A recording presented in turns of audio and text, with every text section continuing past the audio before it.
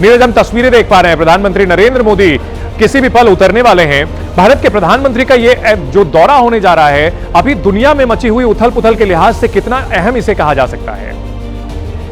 बिल्कुल चंदन, आपने बिल्कुल ठीक कहा। प्रधानमंत्री मोदी का 9 साल बाद इजराइल का दौरा हो रहा है और ऐसे समय में हो रहा है जब हम लोग देख रहे हैं मिडिल ईस्ट में किस तरह के हालात बने हुए हैं।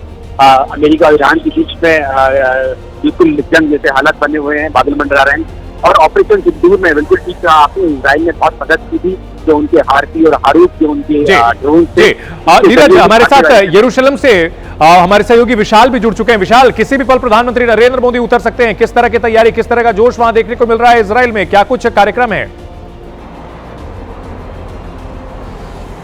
देखिए चंदन, प्रधानमंत्री नरेंद्र मोदी का विमान इस वक्त इजराइल पहुंच चुका है। बेन गुरियन एयरपोर्ट पर इजराइल के प्रधानमंत्री बेंजामिन नेतन्याहू अपनी पत्नी के साथ मौजूद हैं। प्रधानमंत्री नरेंद्र मोदी का स्वागत करेंगे बेन गुरियन एयरपोर्ट पर और उसके बाद प्रधानमंत्री मोदी सीधे इस जगह पर पहुंचेंगे जो तस्वीरें मैं आपको दिखा रहा हूं। यहाँ पर थोड़ी देर में जो भारतीय समुदाय के कुछ लोग हैं उनसे भी मुलाकात प्रधानमंत्री नरेंद्र मोदी को करना है। हालांकि सुरक्षा के लिहाज से कुछ यहाँ पर जरूरी कदम उठाए गए हैं, तो जैसे ही बाहर निकलेंगे भारतीय समुदाय के लोग हम उनसे बातचीत भी करेंगे। लेकिन ये दौरा काफी महत्वपूर्ण है और थोड़ी ही देर बाद प्रधानमंत्री नरेंद्र मोदी इजराइल की संसद को भी संबोधित करेंगे, जहां पर सबकी नजरें उनके इस भाषण पर होंगी कि आखिरकार इजराइल से वो क्या कुछ कहते हैं, खासतौर पर पश्चिम एशिया को लेकर और इजराइल के साथ भारत के संबंधों को और आगे ले जाने का जो रोड मैप होगा प्रधानमंत्री नरेंद्र मोदी का, वो उनके द्वारा इजरायली संसद में सामने आएगा। पक्ष और विपक्ष दोनों सांसद यहां पर इजरायली संसद में मौजूद रहेंगे जब प्रधानमंत्री नरेंद्र मोदी संबोधित करेंगे। चंदन, बिल्कुल, प्रधानमंत्री नरेंद्र मोदी यहां संबोधित करेंगे और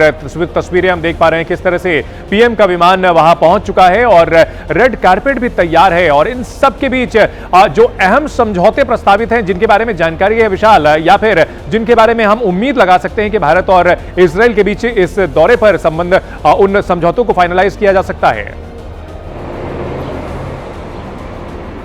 देखिए चंदन, 2-3 बहुत महत्वपूर्ण इसके पहलू हैं। पहला, रक्षा क्षेत्र में कई महत्वपूर्ण डील होने की संभावना है। हालांकि भारत और इजराइल लंबे समय से ही एक दूसरे के साथ रक्षा के क्षेत्र में डील करते रहे हैं, तो इस बात की संभावना थोड़ी कम होगी कि औपचारिक तौर पर इस मामले में कोई घोषणा हो। लेकिन दोनों पक्ष अपने जो तमाम रक्षा क्षेत्र के सौदे हैं, समझौते हैं, उन पर चर्चा करेंगे, उनकी प्रगति की रिपोर्ट लेंगे। इसके अलावा सिक्योरिटी कोऑपरेशन को लेकर भी दोनों नेता चर्चा करेंगे। सुरक्षा को लेकर कैसे सहयोग किया जाए, इस पर कुछ समझौते होने की उम्मीद है। एआई सेक्टर में दोनों देशों के बीच में कुछ समझौते हो सकते हैं। इसके अलावा अगर हम देखें तो इस दौरे पर टेक्नोलॉजी के सेक्टर को लेकर भी कई अहम समझौते होने की उम्मीद है। डिफेंस सेक्टर में जिनके ऊपर चर्चा होने की संभावना है, उसमें आयरन डोम की तकनीक कैसे भारत में डेवलप की जाए, उसको लेकर दोनों नेता चर्चा कर सकते हैं। इसके अलावा भारत और इजराइल दोनों के बीच में एग्रीकल्चर और जल संरक्षण और उसके सही तरीके से प्रयोग को लेकर भी लगातार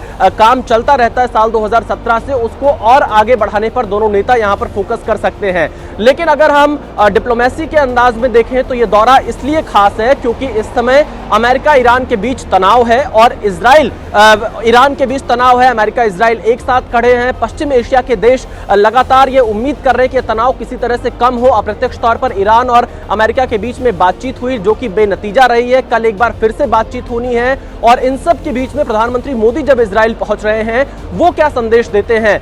पश्चिम एशिया के देशों के साथ भी प्रधानमंत्री नरेंद्र मोदी के संबंध बहुत बेहतर रहे हैं। उन्होंने ओमान की यात्रा की थी, जॉर्डन की यात्रा की थी, सऊदी अरब की यात्रा की थी। यूएई के प्रेसिडेंट थोड़े दिन पहले नई दिल्ली पहुंचे थे जब पीएम मोदी से उनकी मुलाकात हुई थी। तो इस वक्त भारत एक ऐसा देश उभरा है इस पश्चिम एशिया में जहां पर यह कहा जा सकता है कि एक ट्रस्टेड पार्टनर के तौर पर वेस्ट एशिया के देश भारत को स्वीकार कर रहे हैं। तो इजराइल भारत के साथ अपने संबंधों को नेक्स्ट लेवल पर ले जाने को तैयार है। रणनीतिक साझेदारी को अगला लेवल यहां से मिल सकता है पीएम मोदी के इस दौरे से।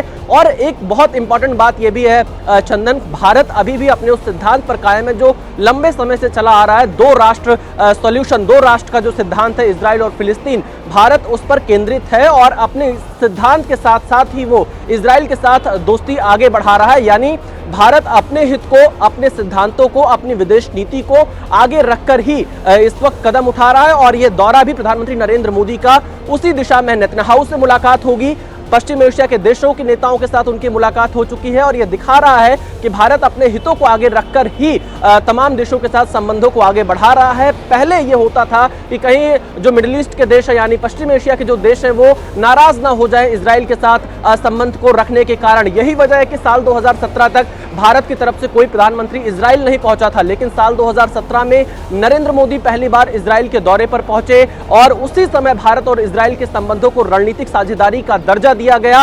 और इस बार अब उम्मीद जताई जा रही है 2017 के बाद 2026 में 9 साल का वक्त बीता है, प्रधानमंत्री मोदी दूसरी बार आ रहे हैं तो नए ऐलान होंगे, दोस्ती की नई इबारत यहां से लिखी जाएगी। नेतन्याहू को इस वक्त ये जरूरी था एक संदेश वो दुनिया को दे, क्योंकि इजराइल को लेकर बहुत सारे देश अलग थलग करने की कोशिश करते रहते हैं, लेकिन भारत के प्रधानमंत्री जब इजराइल आ रहे हैं तो एक तरह से देखा जाए नेतन्याहू के लिए भी एक बड़ा संदेश होगा उनकी डोमेस्टिक अगर हम ऑडियंस को देखें, क्योंकि लगातार इजराइल युद्ध में रहा, हमास के साथ में, ईरान के साथ युद्ध में रहा, हिजबुल्लाह के साथ इजराइल युद्ध में रहा लेबनान में। तो ऐसी स्थिति में 2023 से जो अब तक तनाव बना हुआ है उन सब के बीच में अगर हम देखें प्रधानमंत्री मोदी जब यहां पर पहुंच रहे हैं, यह काफी रणनीतिक दौरा माना जाएगा।